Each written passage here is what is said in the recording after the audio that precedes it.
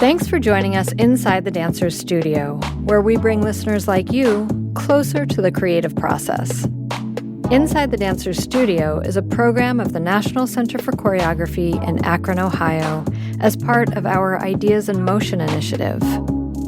This episode was recorded as an ongoing documentation practice with NCCAkron visiting artists in 2023 to 2024. Today we join Christy Bolingbroke, our Executive Artistic Director, in conversation with Chicago, Illinois-based dancemaker Jason Howard. Howard received the City of Chicago Department of Cultural Affairs and Special Events Esteemed Artist Award and was recognized as an Asian Cultural Council Fellow.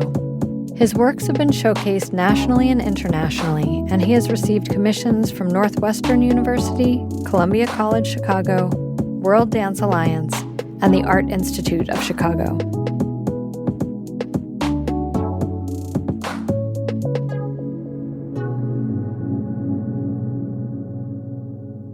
When did you know that you wanted to be a choreographer? I think in middle school, I used to watch or learn all the choreography from the hip-hop and R&B videos, especially like Janet Jackson, Aaliyah. Oh, we're talking MTV and VH1 days. Exactly. Yes. And I would record them, and I would just learn the choreography. And then I found out that Fatima Robinson choreographed for Michael Jackson. She choreographed for everyone. And I was like, oh, I didn't know this could be a career. And I decided then that I was going to, figure out how to do it. I was actually going to go to culinary school or accounting or be a biochemist. But at graduation in high school, I was like, I don't think I want to be in an office from 9 to 5 or doing research all day long and not being able to experience the world. So I was like, let me try this thing. Let me try dance. And moved to Columbia College I moved to Chicago to go to Columbia College in 2001, and that's where it started. So it sounds like there was an early influence, particularly with pop music and choreography. What is your working relationship to music now during your creative process? What I tend to do is create playlists about anything. Like on Instagram right now, there's this 30-day challenge to create a playlist. So I've been using music as a way to figure out moods, some narrative ideas and qualities and things like that. But I think for me, music has always been a part of my life or growing up. I would, along with watching the videos and learning choreography, I would just close my door and listen to all the music from everybody. When the CD would come out, I'll go buy it and just listen. So it's really ingrained. But as far as choreography, I try to not always match the choreography with the music, but treat it as like a sound score or a soundscape, kind of like a soundtrack to the dance or whatever was going on in the choreography. Yeah. So it creates another level of what I'm trying to do with the choreography. I love that idea as a soundtrack, right? Because even in narrative-driven commercial movies, that post-production and the addition of sound can evoke so much emotional feeling and sort of elevate it. And I also am really vibing with the idea of like a music mood board. And I'm going to start thinking about my own playlist in that way because I have that practice too. Have you had to navigate, since it sounds that you do respond to or incorporate commercial music, and so one of the things our students are always fascinated by, because that's what they know, is like, how do I get the rights to do that when I'm outside of an educational environment? Has that been something that you've struggled with? Not so much. I wanted to use a Beyonce song from her Renaissance album, and I ended up finding like a cappella instrumental version on YouTube. And that's not on the album. It's just the person decided to release it, or the producer, whoever, the songwriter, whomever, decided to release it on YouTube. And I just used that instead of the actual song from the album. So there's some creative navigation there, for sure. And then a lot of times I also use a DJ It's like, here's the track list. Can you mix it up in different ways? So we don't have to really worry about permissions. And then also, a while back, I had my brother actually do a cover of a song. Beautiful. So you can't really... Yeah. Yeah, then you can't, work around that and stuff and finding other ways. So you worked with a brother there, but what do you look for in collaborators? Collaborators who are honest, who don't mind going inside the interior to show that, and ones that also align with my work being a practice of freedom and working towards liberation. So I look for those kind of collaborators. As far as like technique, you don't need to be this crazy, amazing ballerina or this amazing flying low dancer. As long as you're willing to explore with me and we can get somewhere, I'm down to collaborate. You had said something, I might be paraphrasing a little bit, that dance is a practice of freedom, and mentioned it a little bit there. Can you say more about that? I feel like, for me, especially growing up, I didn't see dance as a relief. It was like, this is my identity, part of it. And this is how I show up in the world. How do I keep showing up in the world like this in order to inspire people to also think about how they are showing up in the world? And that's like one thing I'm thinking about as far as my practice, as a practice of freedom. How would you define what 21st century dance practices are now that you are making your own way in this world? And it could be a continuation of dance as a form of practicing freedom, because that it speaks to me so directly that that's what we need right now in these times. But, we're working with systems that have been historically very binary. It's ballet or modern. And this is something that we hope to disrupt that. What does 21st century dance practices mean to you? It means, like Malcolm X said, by any means necessary. I pull from voguing, I pull from hip-hop, I pull from modern, postmodern, improvisation, martial arts. So we have all these things available to us. Why not use them in order to say or make a statement with our work? I think there are a lot of choreographers who are doing that as well, using visual art, using technology, using theater work.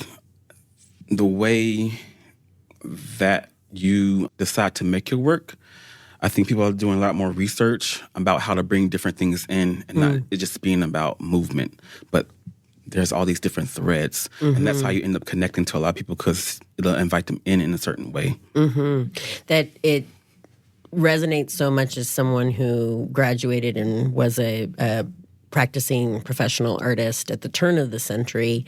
I was so grateful that the training was broader than just ballet or modern, because it spoke to versatility. You would need a dancer or a collaborator who maybe doesn't come from a background of voguing, but you're like, all right, we're going to stretch, let's expand, and how are we going to, get really good at this?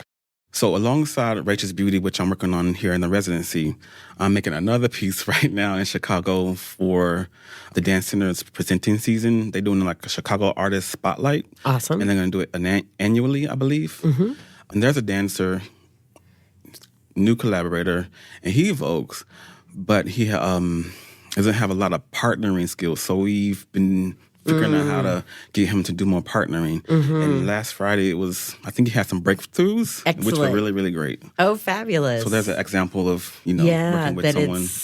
Finding through that. Well, I was going to ask, when we aren't just sort of resting on the idea of, lateral tees and Horton technique or fouette turns in ballet, what does virtuosity look like for you?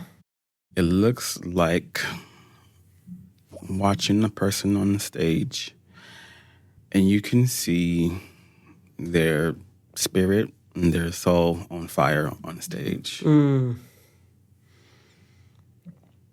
love that. On fire. Over the years, I think watching so much movement, I can see people's energy a lot. It's really strange for me now, but it's really cool. So when I can see that, I'm like, yes, they're in it. They're in the pocket. They're showing us them. That je ne sais quoi, Yeah. that's something that you can't teach when they're showing up fully as themselves and on the edge Exactly. of possibility. Yes. I love that you're working on two things at the same time right now. I think what anyone can resonate with, whether it's making dinner, facing the blank page, writing an essay, or making a dance, is that sometimes you've got a deadline coming, but you find yourself a little bit in a creative rut. Do you have any practice or way of sort of breaking out of that if you're feeling a little stagnant? I read a lot, and that helps. And also, read a lot of fiction, a lot of poetry, and also I've been reading a lot of academic stuff because I'm mentoring another artist. So that helps because it gives me other ideas, especially as far as my research. So I write down, this little moment. And then I've been lucky to travel to Japan just about every year minus the pandemic since 2018. So traveling internationally, not just to Japan, but to Singapore and Taiwan, hopefully Hong Kong. Okay. In the fall. Going out in the world helps too. Yeah. When you can. How do you name a dance? You can spend hours making something in a studio before you perform it, but then the titling can be such a short form for what you're trying to say. With the righteous beauty of the things never accounted for, I think it was a while ago when I read some essay. I can't even remember what it was about, but it was like a long sentence and it had so many commas, and smack dab in the middle was that phrase. I was like, I'm going to take that because it's such a beautiful, beautiful language. Yeah, there's sort of a sampling that I see as a habit coming along here. Yes, and then a lot of the times this comes from writing poetry and titling the poem and using the poem as the title for the actual dance, for the dance. But yes, sampling, writing poetry, sometimes listening to music, taking words and phrases from the songs. Love that. Do you have any advice for making a creative career that either you received or you would like to pass on that you say to other artists and students that we could share? Early on in Chicago, I had auditioned for a dance company. I didn't make it past the first cut, which is fine, but one of the main male dancers was there was like, why you didn't make it to the next round because you were one of the best male dancers here. And from that moment, I was like, you know what? Having this person said that to me, just make your own path. Don't worry about somebody's audition when that person saw it or others saw it there. Just make your own path and do what you gotta do. Support for Inside the Dancers Studio Conversation Series is supported by NCCAkron, the University of Akron, the University of Akron Foundation, the Mary Schiller Myers Lecture Series in the Arts, and Audioteca, a global audio manufacturer with U.S. headquarters in Northeast Ohio. Our podcast program is produced by Jennifer Edwards. James Sleeman is our editor. Transcription by Arushi Singh. Theme music by Flaco Torres. Cover art by Micah Kraus. Special thanks to Laura Alicott, Sarah Durham, and Will Blake. To learn more about NCCAkron, please visit us online at nccakron.org and follow us on Instagram or Facebook at NCCAkron.